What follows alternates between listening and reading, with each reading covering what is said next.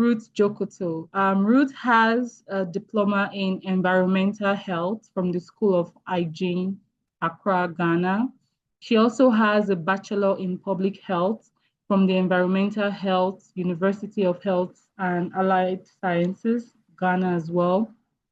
She has a master's in biodiversity conservation from the University of Ghana, and she also has a certificate of attendance from the Young African Leaders Initiative, YALI. Interestingly, this was where me and Ruth met in Ghana. I think that was 2024. This was where we met in 2024 during the YALI program.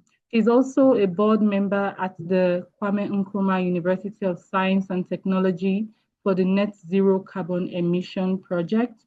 And currently, she works as an administrator in the Office of the Minister of State for Climate Change, Presidency of Ghana. So Ruth is a very, very busy lady, and we're very, very grateful that you took out time from your busy schedule to come speak to us today at the YPN. So thank you so much, Ruth, for agreeing to do this with us. Before I ask you, like we all know, the modus operandi today would be I have some prearranged questions for Ruth, which we'll run through, after which we'll open up the conversation for Q&A. But in the meantime, if you have anything, if she says something that you think is very pivotal and you have a contribution that you want to make, you can use the digital function on Zoom to raise your digital hand and we'll unmute you and you can contribute to that particular point that she's made. Or if you even have questions in between and you don't want to wait until we get to the Q&A session, you can also raise your hand. We'll unmute you to ask your questions, or you can put your questions in the chat box, or you can use the Q&A function on Zoom to drop your questions as well. But we do have like a time slot for Q&A, and that would be after we run through all the prearranged questions. So you can start marinating your questions and leave them in the chat box or in the Q&A function on Zoom. So before we get right into the main questions, Ruth, do you want to quickly say something, just like welcome the people before I ask you my first prearranged question? Maybe like there are some things that you also like have that you've done, certificate programs, initiatives, NGOs, things that you have done that we didn't capture in the introduction that you want to like tell us. Well, yeah, thank you all so much for having me and the Young Professionals Network. I mean, it's such a great joy for me when I have to share my experience on such platforms. And I'm looking forward to a very beautiful and amazing conversation. I'm not going to be the only one talking. I believe that we'll be having some dialogues while we go on. And yeah, I just also want to say that I'm also the founder of Green Dialogue Africa, and that is my main advocacy platform that I used to advocate for climate change in the local communities and Africa as a whole. And yeah, I'm a young politician too. Yeah, so Nice. Yeah, so I remember that you had that background when we talked in Ghana. yeah, so I think yeah, so far that's what at the end of the conversation, I believe I'll give some platforms to where people on the call can participants can do some courses and other things. So yeah, thank you for having me, and also my apologies for yesterday. Oh, no, no, no, Yeah. no. It was totally okay because, like, these type of things happen. This is like an online meeting and it's very almost necessary to have contingency plans for when these type of things happen. So, thank you very much. So we'll delve right into, you see, I'm so excited because now I have something to look forward to. You like, oh, at the end, I will give you platforms. I'm like, okay, I can't wait to get to that part. Thank you. All right. I'd like to start from the very, very beginning roots. Like, tell us a little bit about like your childhood. What were you like when you were growing up? And when you were younger, what did you dream of becoming? And now, in retrospect, were there any moments or experiences that you think quietly shaped the leader that you are today? Like we want you to take us to like the beginning of the beginning. Okay. Well, yeah. Speaking of my childhood, I think I was just a curious child from a coastal community, a very small coastal village, and where I think what I'm doing today, climate change, wasn't just an abstract in books. It was actually the lived reality of the people. And through coastal erosion, livelihoods were lost, lives were lost, and buildings were collapsing, and people had to be moving from one place to the another. And then I think those experiences shaped the kind of person I've become today because I didn't just hear climate change in the books.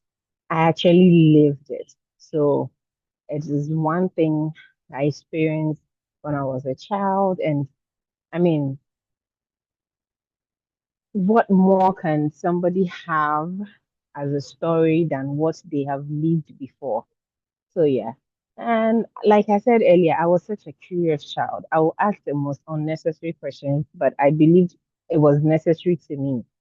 And I was just asked questions like, why are ants walking in straight line? Those were such unanticipated questions as a child I could ask. I mean, I don't sometimes believe in destiny, but sometimes I believe in destiny because I feel like everything that happened in my life was just preparing me for who I was supposed to become this time.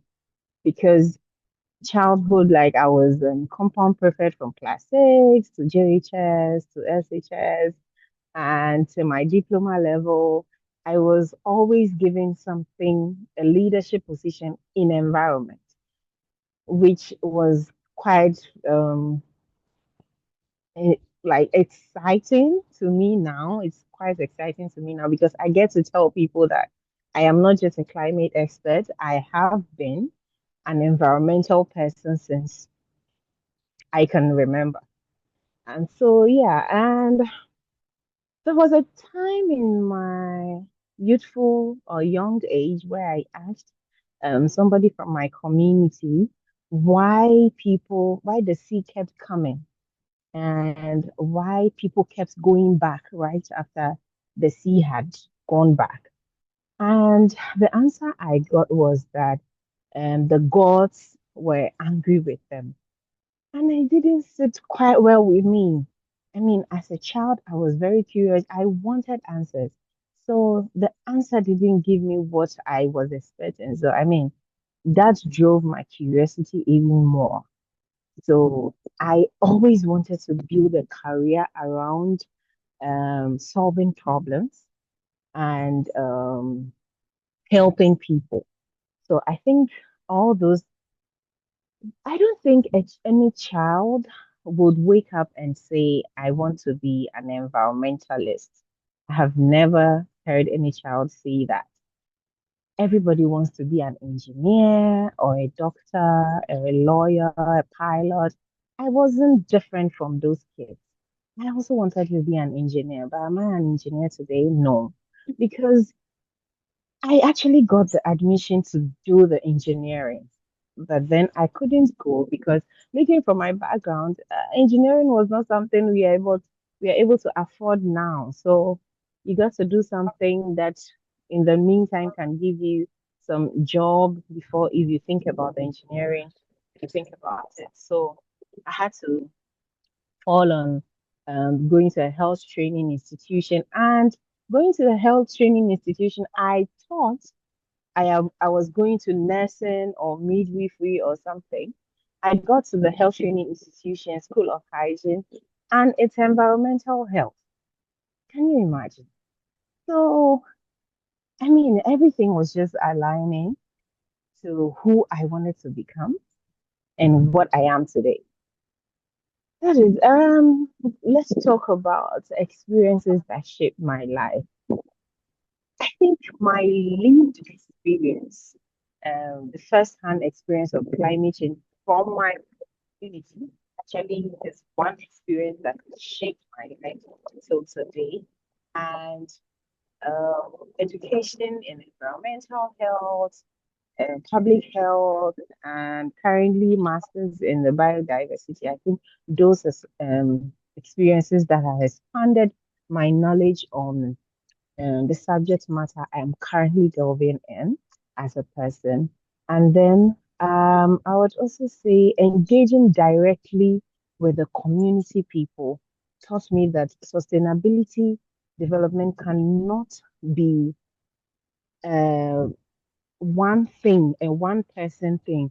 It needs some, it can be a policy in isolation, you know. The communities have valuable knowledge that these experiences have taught me. So I believe that I learned how to be empathetic. I also learned how to be resilient. I learned chivalry attitude from engaging these communities. So I believe engaging directly with the community people and my education, expanding my knowledge, and my lived experience are the three things that have shaped me into the person I am today. So all in all, yeah, I think if I have missed any question, I think No, I I can think you hand it did back. absolute justice to the Yeah. question, Ruth, because like you were just saying these things and it was sounding like deja vu to me because like past speakers that we've had on the call have also said almost similar things as well. You talked about being curious Amazing. as a child. In fact, our very last speaker hammered so much on curiosity, right? As a young Okay. professional, curiosity for her when as she was a child. And I dare say the same for me. I was a really, really curious kid. So like very beautiful to see how curiosity plays a big part in our life as young professionals. And then you talked about like your experience growing up in a coastal town, coastal community, Mm, engaging with the lived experiences of people within this community. And you said climate advocacy or climate change or climate policy cannot exist in isolation. And it was something that you grew up with. And I dare say that mm-hmm, climate advocacy or climate policy is not a, like you said, it's not like engineering or medicine, and it's not very, it doesn't have like as much traction in Africa as it is, as it does here in the West. But like how you have then now crafted a career from that. And one point that I just want to highlight before we move on to the next question that you said, Ruth, is very, very pivotal to why we're here and why we're listening to you today. You said you wanted to be an engineer, right? But now look at you mm-hmm, today. You are an environmentalist, you're a climate policy advocate. And this was crafted based off of your passion, right? mm-hmm, Remember the theme for today's conversation, from passion to purpose, right? This mm, was crafted from your passion. Everyone, when we are all kids, like we're growing up, and everyone tells themselves, well, I want to be a doctor, I want to be a lawyer, I want to be a politician, I want to be a nurse, I want to be this and this. But like usually these are things that we just like make out of like because everyone is saying them. It's not really what you're passionate about. You have kids who are really very good at being creative, like they can create things with their hands, but you hear them say, oh, I want to be a doctor, I want to be a lawyer, because that's what everyone is saying.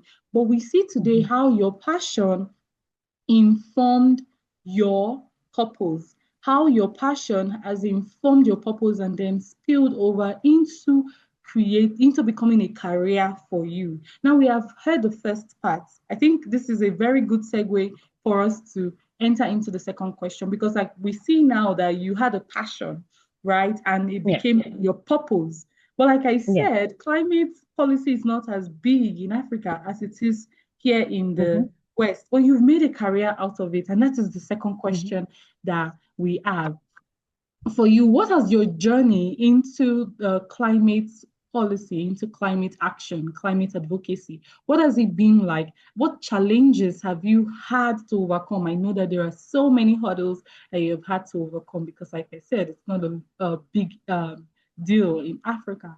And Mhm. what are three lessons that you've learned about building a purpose during career along the way? You're currently working at the climate office in the presidency of Ghana, the Minister of Climate.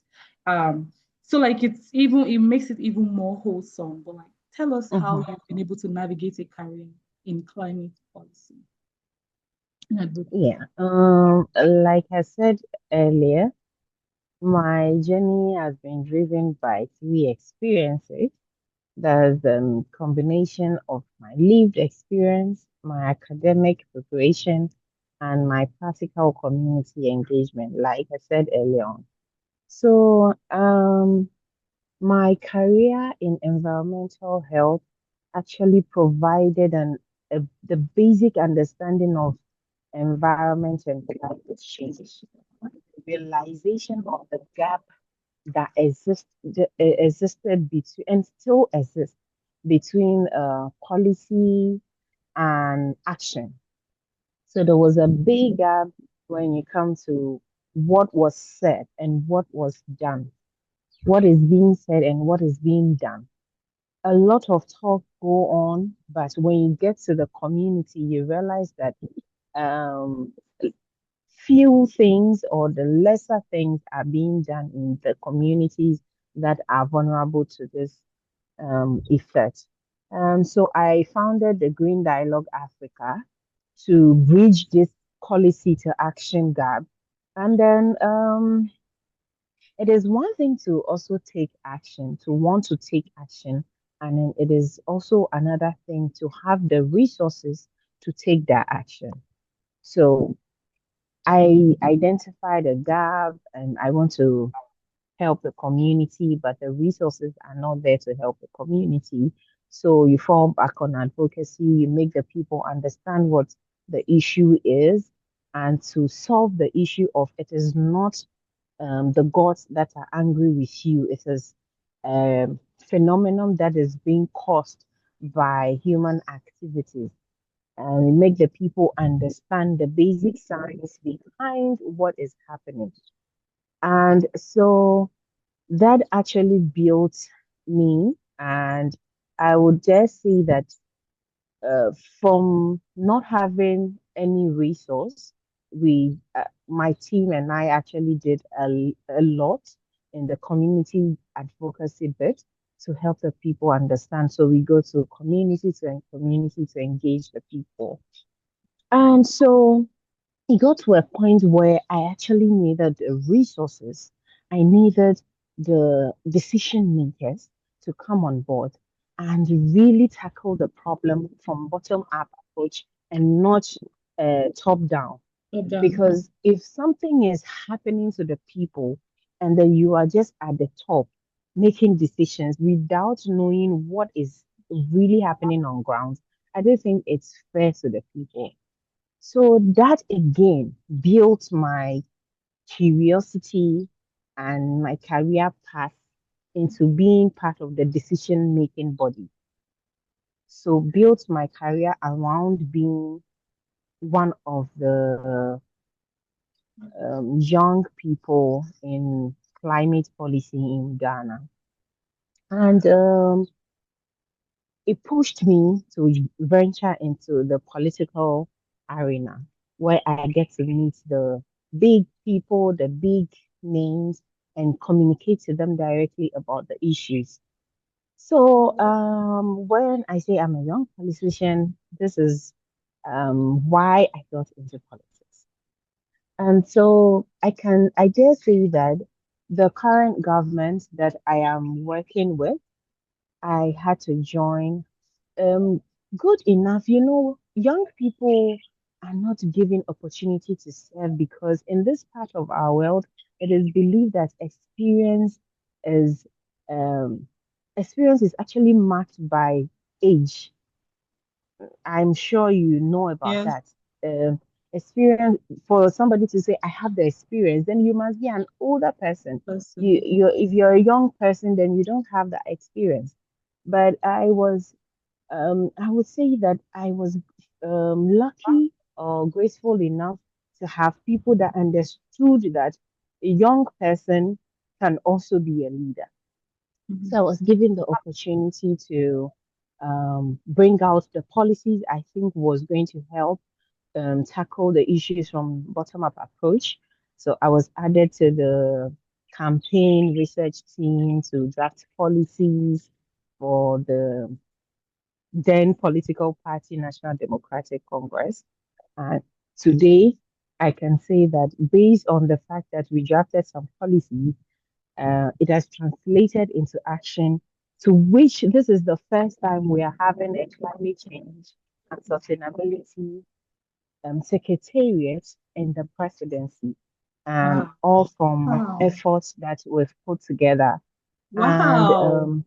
yeah, so I dare say I contributed something to Ghana that is helping people. And as I'm talking to you, I'm currently in the northern part of Ghana where they are most vulnerable to the issues, to determine what we can do to help them. And because they suffer from a lot of drought when it is in the dry seasons. So, yeah, I think I have built quite a reputation for myself. Let me just tap myself on the shoulder.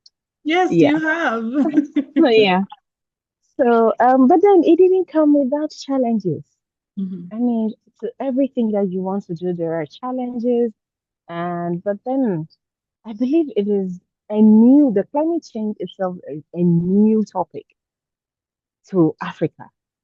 So when you say you're a climate person, everybody is looking at you like, who is this You don't person? have a What is career. What are you climate? I doing? mean, what are you doing? There is no model to copy Follow. from. There is no Yes. model to learn from. So you Mhm. have to be intentional. So you have to be constantly learning, constantly asking questions, constantly reading books. It was a lot of pressure.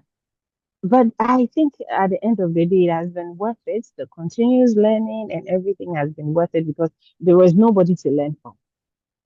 You have to learn from the books, learn from outside communities, how they are handling it, because this part of our world, the, I don't know the stats, but I think when it comes to the knowledge on climate change is very, very low. So yeah.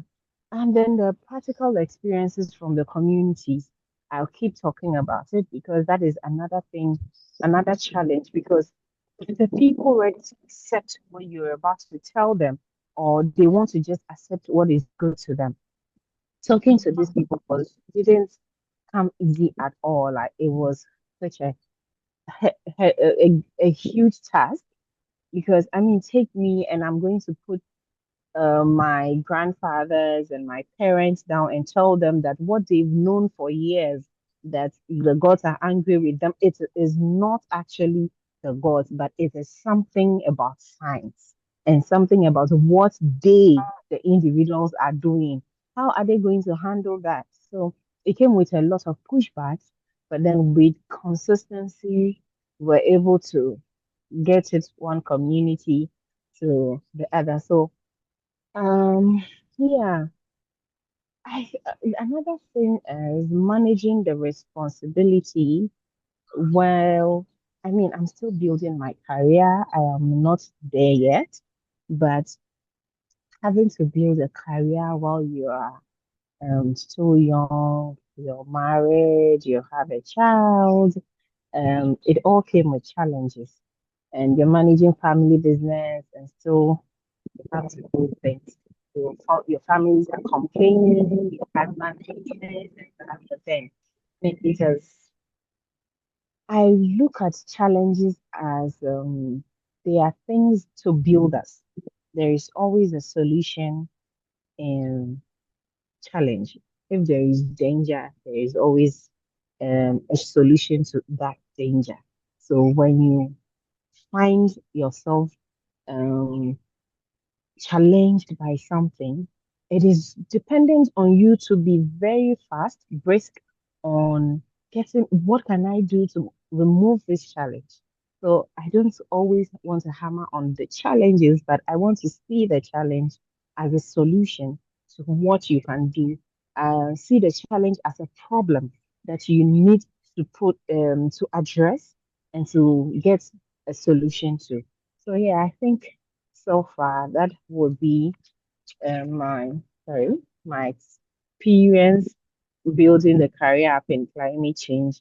And if I'll say three things, three lessons. So one is to invest continuously in learning. I mean, it's good to learn. Continuous learning has never been out of date.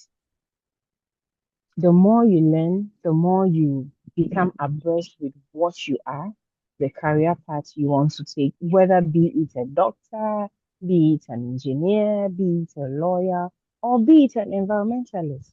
Continuous learning will tell you, I mean, currently climate change is evolving. The climate policies are evolving. Now we are talking about um, carbon credits. So if you're not continuously learning, you will not you'll be left in the stage where you think advocacy is the only thing about climate change. But we are not talking about other Article C that talks about the carbon credits and carbon marketing. So continuous learning is one. I will also say build relationship before you need them. I mean, Nancy, take example from me and you. We met at Yali in 2024. Who knew today will be I will be on your platform, you know? So Mm. if I hadn't built that relationship with you and you hadn't built that relationship with me, now that I needed you, I needed your platform, or you needed me to speak, how will it be possible?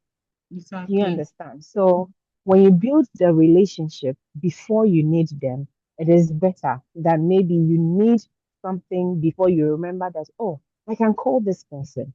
Sometimes it doesn't actually work that way. So you build the relationship before you need them. Yeah. And then I'll say the third is to invest in people as much as you invest in yourself. I mean, it's okay to have a chef, it's okay to have a driver, but what if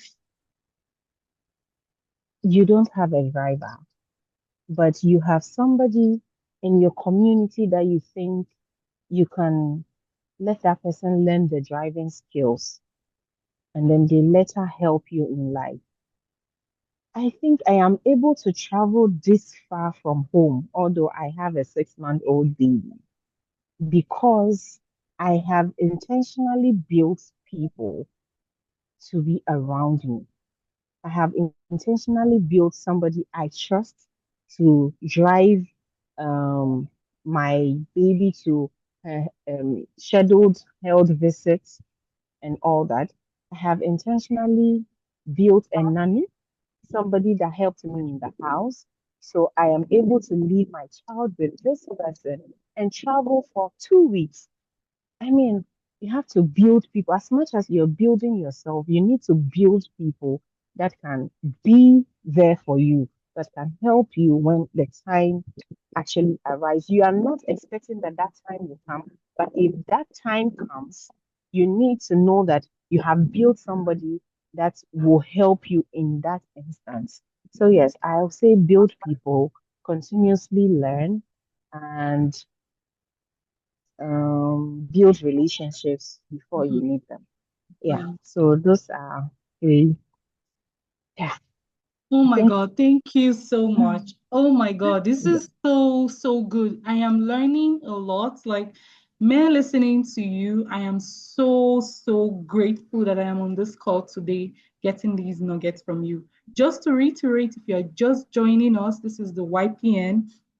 Please, if you have questions for our speaker, you can either use your digital hand like this to raise your hand and we will unmute you to speak, or you can drop your question in the Q&A function on Zoom, or you can put it in the chat box. And once we get to the Q&A part, we will unmute you to speak. Before I go on to the next question, Alex, your hand is raised. Before I go on to the next question, I just wanted to quickly reiterate some of the beautiful and salient points you made, Ruth, because like sometimes we end in the idealistic, like people tell you, oh, from passion to purpose, right? So like, oh, build a career out of your passion, build a career or have a purpose from your passion. But look at what Ruth has said today. For her, she didn't just end there because a lot of us as young professionals, we end there.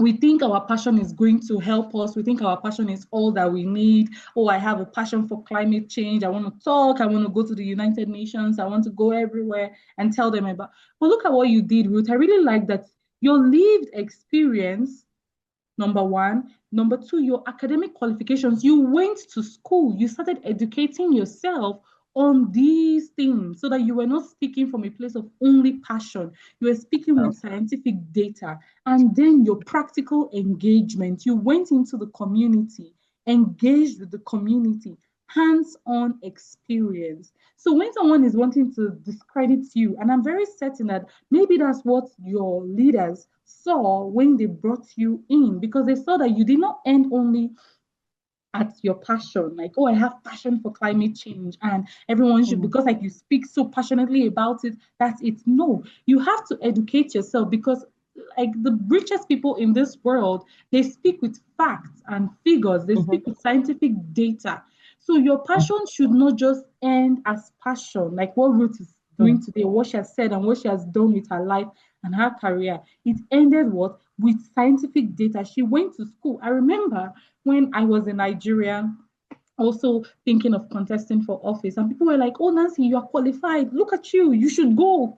I was like, you know what? I want to educate myself. I don't just want to. People were like, the way you are, and it's true, the way I was, or the way I am, I could still delve right in and, but like I wanted to like have not only the passion or have only the energy for something like that. I also wanted to have the scientific qualification, the backing, the rigorous policy education, hence my own trajectory that I'm currently at. So I really, really appreciated that you said that. And then you also went for that to say there was also challenges. I think this is also extremely pivotal that you mentioned. Like she saw that there was challenges not only from the top, like from the leaders, you also saw that there were challenges from the people within the community. And even within yourself, like for you, there was challenge, right? First of all, the challenge of the leaders thinking, oh, you're too young, you're not qualified to be a thought leader in this field. So go and age more before you can come speak to us. That was a big challenge, like breaking into that group. Another challenge is, like you said, talking to the people within the community that the gods are not angry with you. This is actually due to the things that you are doing to your community and your environment. That's why you're facing this problem. That's a big challenge. And then the challenge of self for you as well, like having to continuously educate yourself, to continuously stay on top of your game, is a big challenge. But did you take it on? You did. And I think one of the beautiful that you said, you have said so many beautiful things. One of which was that you then saw this gap and decided, okay, let me create something. Let me start somewhere. Since I have not gotten the resources that I want to be able to use to protect change, let's start with climate advocacy. I'm just so impressed. Like, there's so much to say. You created Green Dialogue Africa to champion climate advocacy. And you say, oh, I need to become part of the decision makers. And you made yourself look creative for that role. In fact, I think you created your job. You said where you're currently working is the first of its kind in Ghana. You created your office. There's so many things that she said, and we're going to post the recording of this session on YouTube. I encourage everyone to please go and watch. I will definitely be rewatching.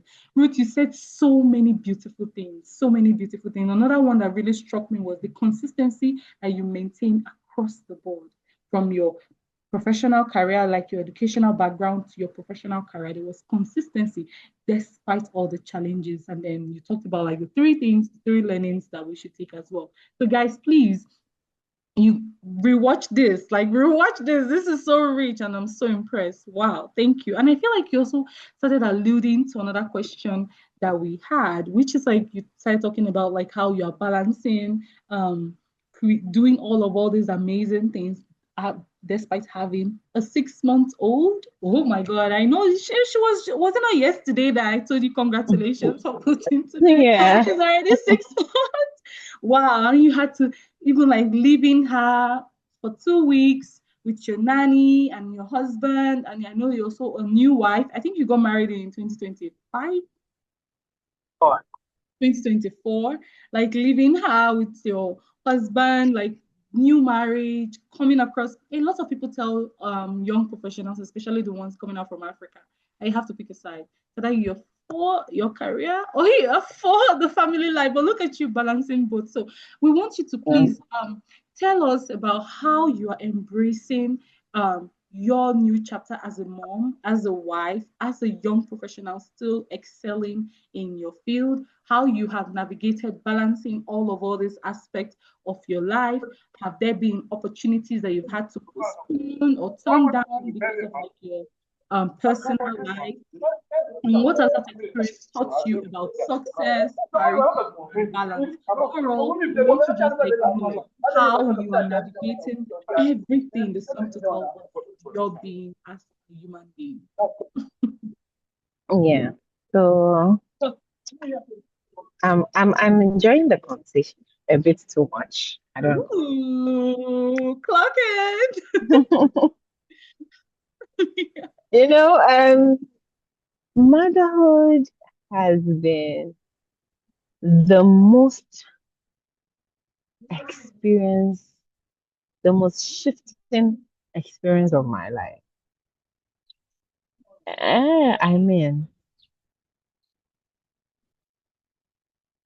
if I have to talk about mother,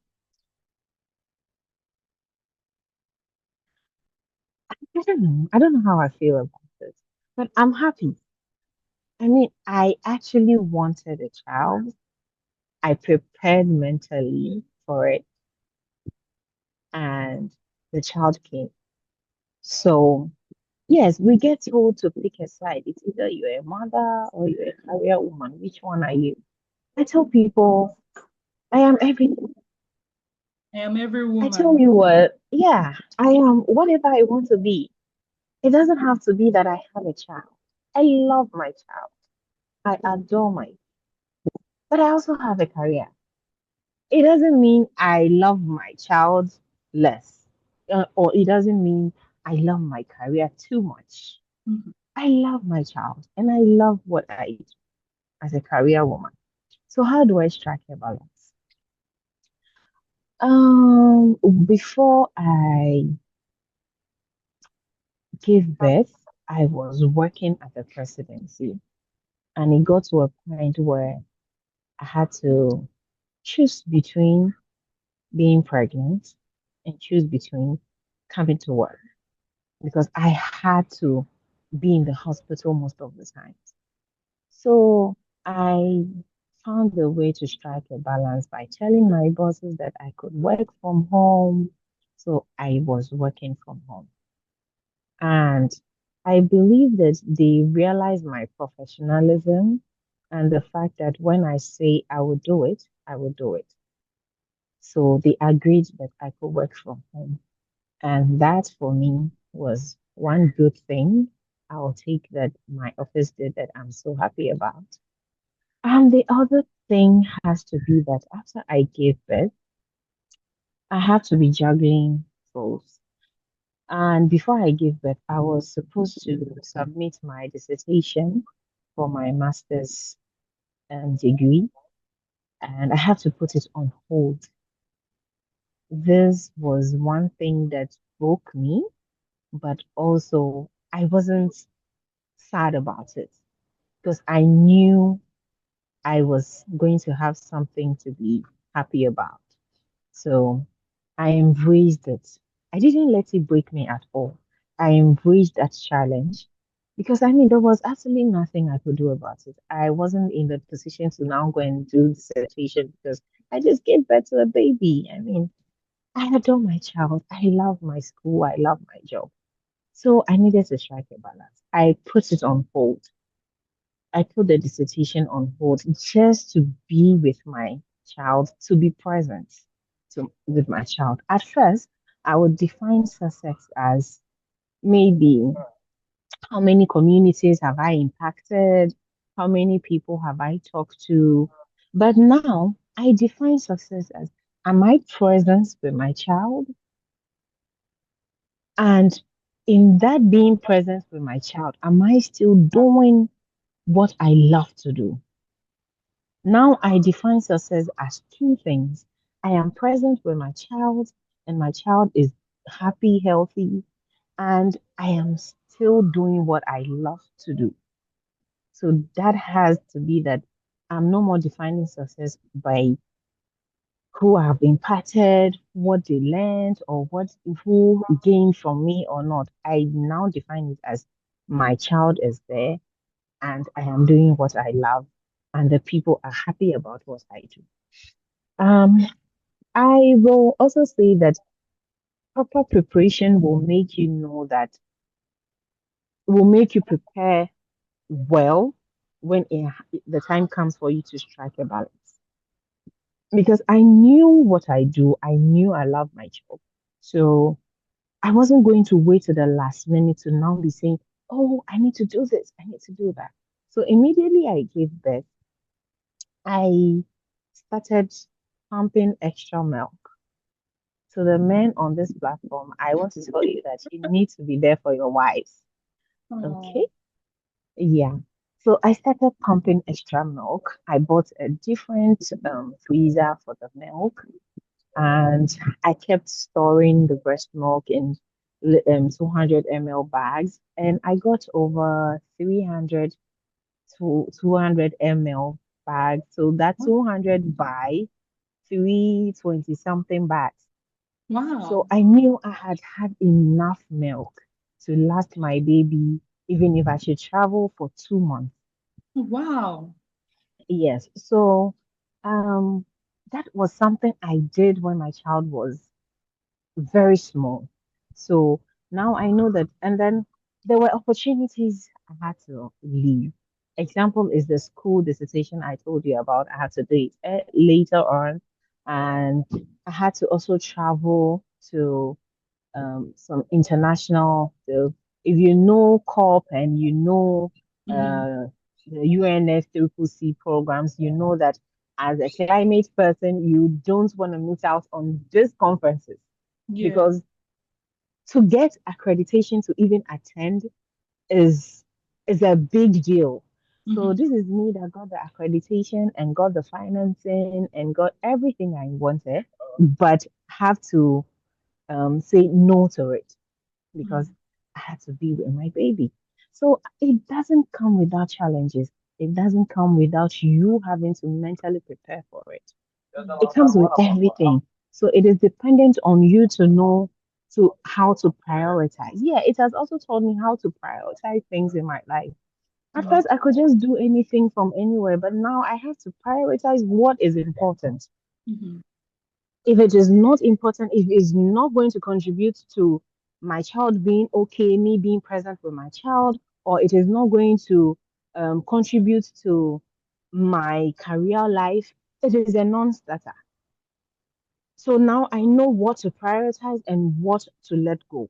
Mm-hmm. So these are some opportunities I have to let go of this high level opportunities because of something else.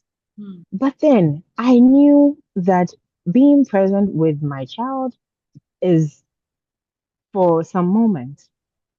And that childhood of that very newborn stage is something you can't get back. Mm-hmm. But while you are still building your career, these UN opportunities are still going to be Okay. coming. Mm-hmm. If you remain consistent with what you do and if they see value in you, they are still going to give you this opportunity. So why don't I just let go of that opportunity for the moment and just focus on being a mother? So Mm-hmm. yes, I didn't have to choose between. I was juggling both. Just that I needed to prioritize. what was important at a particular moment and also what I needed to let go at that moment. It Mm-hmm. didn't mean I was choosing one over the other. Over the other. Mm-hmm. Right. So if you next time somebody tells you choose is either you choose being a mother or a career woman, tell the person, how about I do both? I Yeah, can do both. So period. why don't I do it? I mean, Okay. you can do both. So why don't you just do it? Mm-hmm. It's not as if what you're going to do is going to, my apologies. I think there's a bit of noise. That's Yeah. okay. Um, yeah, I think, and then it comes with this motherhood thing comes with a renewed sense of how you are empathetic, Mm. how it builds your patience. Nancy, you know me. I don't used to be a patient person. I mean, I am not a patient person. But now I don't really care. Mm. I just have to. I mean, if you're doing something I see that is not, I just look at you and I'm like, it's not really necessary. Mm-hmm. I don't have to be impatient. I have to be patient and I have to be empathetic. I have to feel in other people's shoes. And so I feel like it hasn't been a totally rosy journey, Mm-hmm. but it has been worth it. The Mm. challenges were there. You have to let go of something for the other, and you have to prioritize something in the moment. But yeah, all in all, I think you need to find balance in between. So yeah, I think, Girl, yeah, I, oh my gosh, I truly I'm like, I'm speechless because like there's no better way to put it than you have just put it. Because like I also have the same dilemma.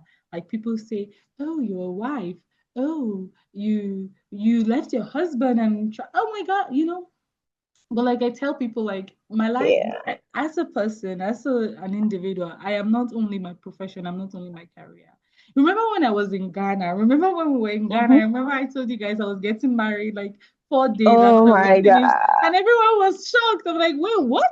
You're going to get married 4 days after you For leave this days? place and you're here? I'm like, yes. So like I just really, really, really love everything that you said. There's so much that you unpacked in this short response that you made. And I encourage folks, please go back and watch the recording of this session and then take notes, even if it is just like one or two things that you tell yourself that you're going to take out of this conversation today. It is worthwhile. Otherwise, why are you on the call? Why are you watching the recording if you're not going to like implement some of these things that Ruth is advising us to take today? And for the men, sacrifices is not only for women. Like this is just it goes both ways, right? It means that in any given career, any given profession, any given thing that you have set out to do, there will always be pros and cons. There will always be sacrifices. Life is a give and take. You will have to always, and I'm very certain, Ruth, that not this what you said now, you spoke from a very, very focused perspective. You spoke from your own perspective, from yourself. But I'm very certain that there are external factors, people from the outside saying, but you're a mom. Why are you going? Why would you, how dare you leave your kid for 2 weeks and travel to northern part of Ghana? How are you doing this? Like you're still no, like I'm very certain there are external voices, but like it's very evident and clear that you have drowned those voices because like they do not even factor into your response because like they are not even important. This is you absolutely navigating your journey, your life as a mom, your life as a professional woman who loves her career. And you said your loving your career does not mean you love your kid less, and vice versa. What I'm just trying to highlight, or the point I'm trying to draw out from everything that Ruth has said, is that in whatever career that you have found yourself, whatever passion that has led to a purpose that is now becoming a career for you as a young professional, you will have pros and cons. But the beautiful thing is to like have a balance, have like a clear cut priority. You see, for you, Ruth, I really love what you said. You said so many beautiful things. You said for you, the priority now is your kid, especially in this infant years. It's not, you're not going to get it back. But what you will get back a COP invitation, you will get a UN invite later on in the future, so long as you remain relevant in that field. Those opportunities are recurring, they will always come, but you will not always get back the info. So that does not mean you love your career less or you love your child less, like you said. It only means that in real time, you are making decisions based on priorities. That is what we should take. One of the things that we should take, there's so much to take from what Ruth has said today. Pick and choose at each moment in your life what is most important now and filter out those that are not important, especially as you begin to advance more in your career. I also like what you said, Ruth, that you said when you want to take on any opportunity, is it in line with where you're going? Is it in line with like the advancement of your career? Is it in line with the health and well-being of your kid? Is it in line with the kind of life that you're building for yourself? Otherwise, you say no. And I remember this is also giving me deja vu. One of our former speakers have also said this as well. Because a lot of young professionals, well, it's good to like take on things upon yourself, like, oh, anything that comes, you grab it. But as you begin to advance more in your career, you have to start prioritizing. You have to start knowing when it is expedient to say no and when it is very critical to say yes. So thank you so much for sharing. I'm going to go watch back this, especially one of this part. This response was so rich. But like the last question, again, just to like let everyone know, we're coming to the end of this webinar. If you have any questions, now will be the time to put it in the chat box or raise a digital hand and we will unmute you. Yes. Um, yeah, I just saw one question. Okay.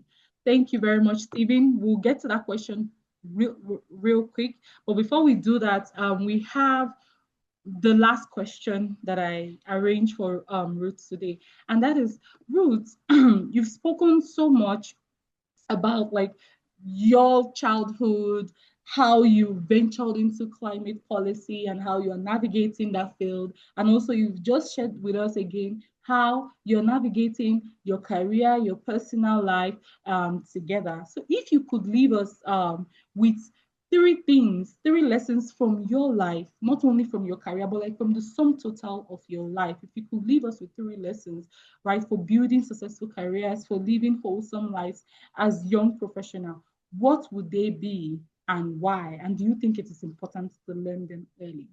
What have you learned? Like three lessons that you have learned from your life that you think we absolutely should hear and imbibe? Okay. I think I have I've shared the lesson before, but I'll just put it nicely or reiterate it.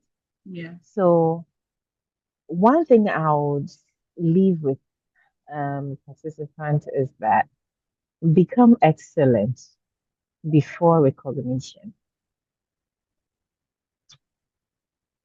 If I wasn't prepared or I wasn't good at what I wanted or what I was building, I don't think anybody would have given me the chance because, like I said earlier on, experience in this part of our world is driven by age.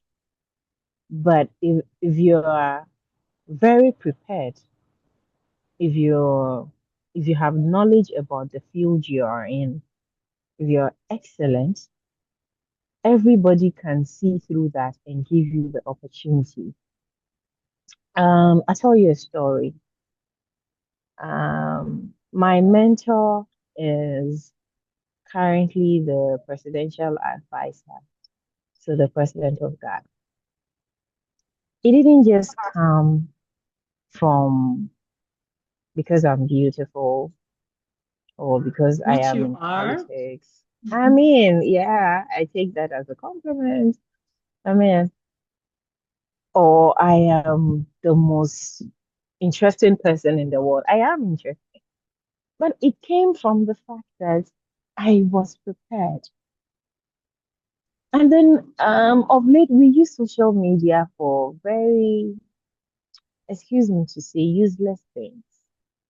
But some of us use social media very wisely. My mentor saw me on social media. One day, in the evening, I was there, and then I kept getting tagged in a post on Facebook, and I went to check about 5 hours later, and I had over 1,000, 2,000. That very night, I had over 10,000 plus followers on Facebook. I was like, what's happening? I mean, so I went to check, and it was the now presidential advisor to the president that had tagged me that I am one of the people she really wants to meet Mm. in her life. Can you imagine such a high level person wanting to meet me? What did I have? My knowledge. So later on, I got to realize that she was just in love with how beautiful my brain works and how beautiful I am able to put out my communications about climate change and professional life and etc. So one has to be prepared before the opportunity comes, before the recognition. I mean, if the recognition comes and you're not prepared, you fail. So just be prepared before the recognition comes. If it comes and you are prepared, that's your two. Yeah, and then I already factored the second point, using social media wisely. I had already explained it. And I also say that solve real problems. A lot of us look at careers as something we would have to think about. I mean, look around you. What is happening? Don't be in a hurry to say, "Oh, I want to study this course. I want to do that. I want to do this." What is happening around you? Are people getting sick? Is there a high maternity rate? Is there a climate change issue? Is there a communication issue? Is there a gap in PR? What is happening around you? Solve real problems. So if you see that there is a PR problem, then why don't I just take a career in PR? If there is a climate issue, why don't I take a career in climate change so I can solve real problems from the roots? Let's just not be thinking about what to study, but what problems are we going to solve with what we study? Mm. So that is another thing I would say. And I had already said one already, invest in people as much as you invest in yourself. You can't do it all. Nobody is an island on his or her own. We are here to help each other. So it is okay to have help sometimes. It is okay for people to help you. So build people, be it building a plumber, be it helping somebody to study electricals, be it helping somebody to study how to do tiling. Like just build people. You might not know when you need somebody. You are not an island on your own. So definitely you need people, build people. You've seen a colleague that is struggling to do something, help the person.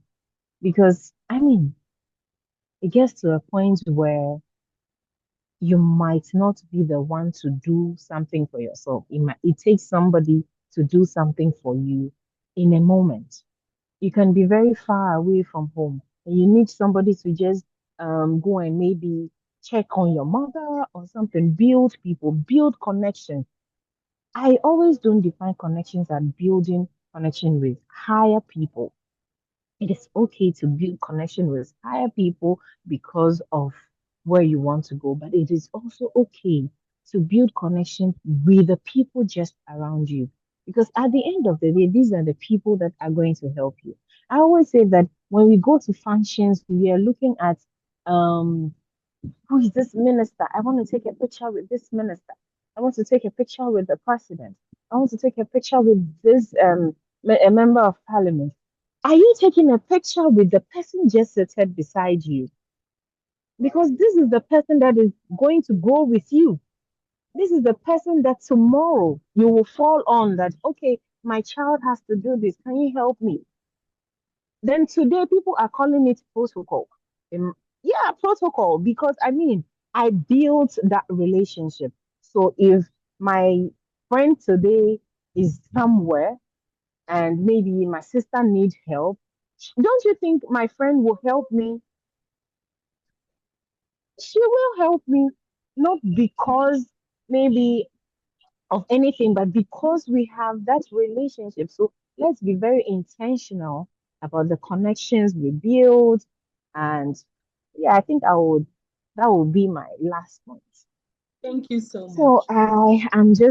I think I've enjoyed the conversation more than you listening. So thank you very much I for can contest that having because me. like we've been Yeah, edified.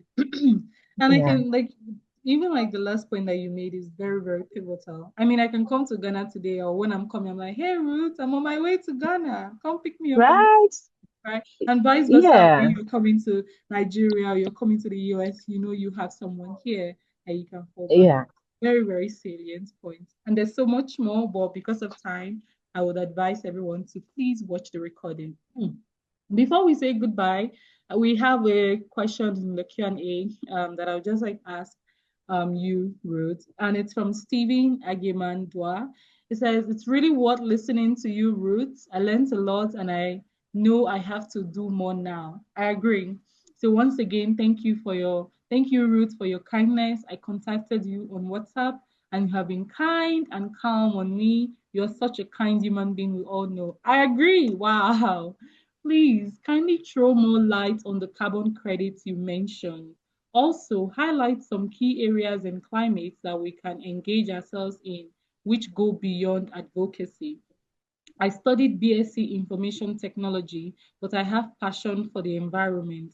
Now it's like I'm far behind.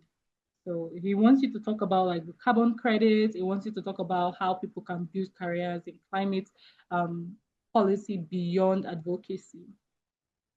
Yeah, so I would carbon credits is a new emerging topic, not new entirely, but new to Africa.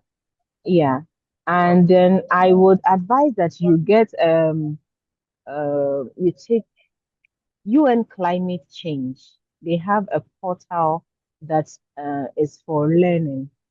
So you can look for it UNCC uh, UNCCC or UNCCC Learn.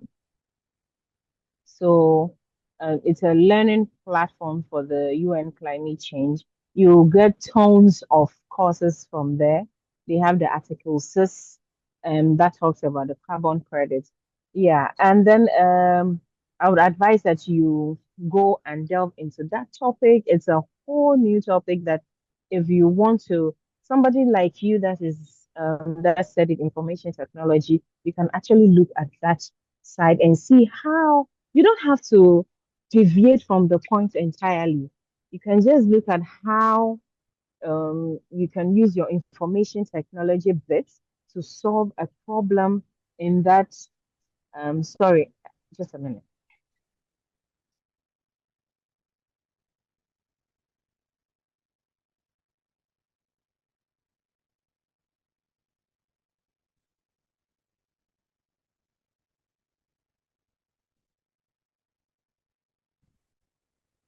Yeah.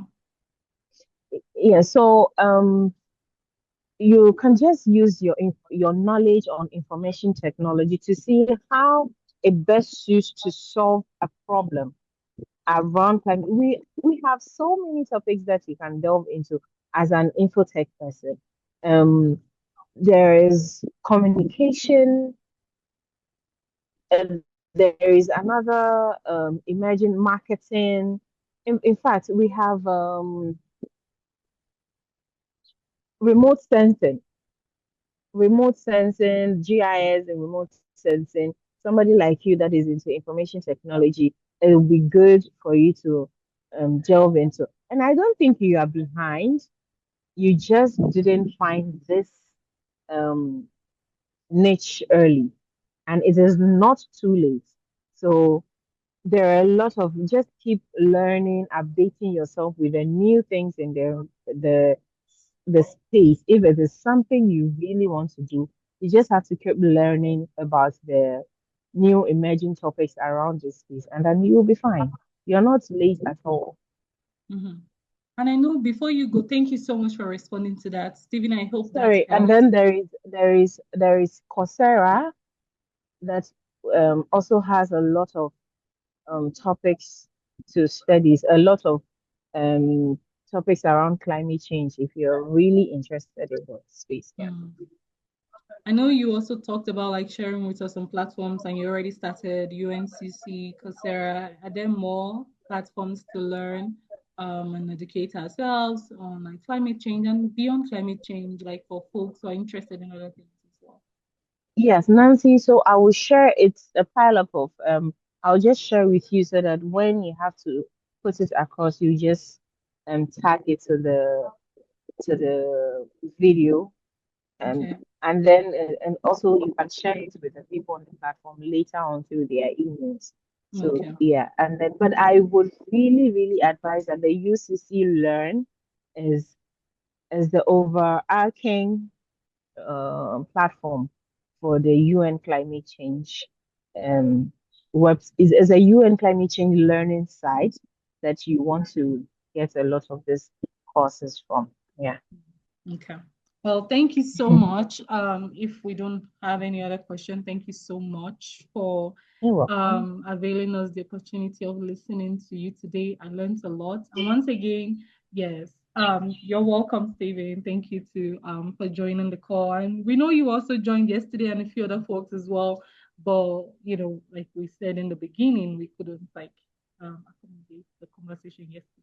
So thank you everyone for joining the call. Thank you so much, Ruth. We're so grateful for the opportunity, for you sharing from your experiences to us. And we know that we have learned a lot and we're going to implement some of the things that we've learned. I personally am going to like take the lessons and I'm going to implement it in my life. And I encourage everyone on the call to do the same as well.